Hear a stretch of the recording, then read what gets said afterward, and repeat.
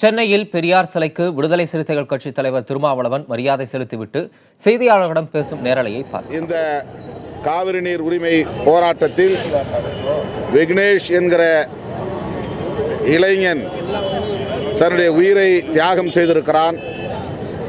அந்த குடும்பத்திற்கு தமிழக அரசு 25 லட்சம் ரூபாயாவது இழப்பீடு வழங்க வேண்டும். அந்த குடும்பத்தில் ஒரே பிள்ளையாக ஒரே மகனாக பிறந்தவன்.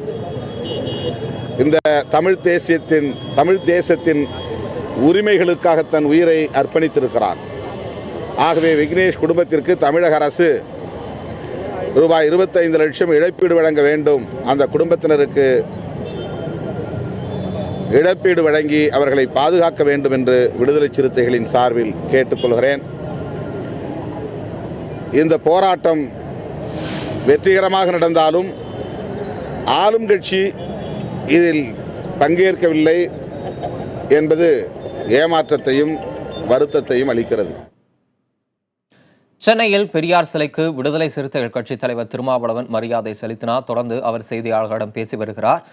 கர்நாடகாவில் தமிழர்களுக்கு எதிராக வன்முறை நடைபெற்றுவதை கண்டித்து இளைஞர் விக்னேஷ் தீக்குளித்து உயிரிழந்தார். அவருக்கு 25 லட்சம் ரூபாய் இழப்பீடு வழங்க வேண்டும் என்று அவர் கோரிக்கை விடுத்திருக்கிறார்.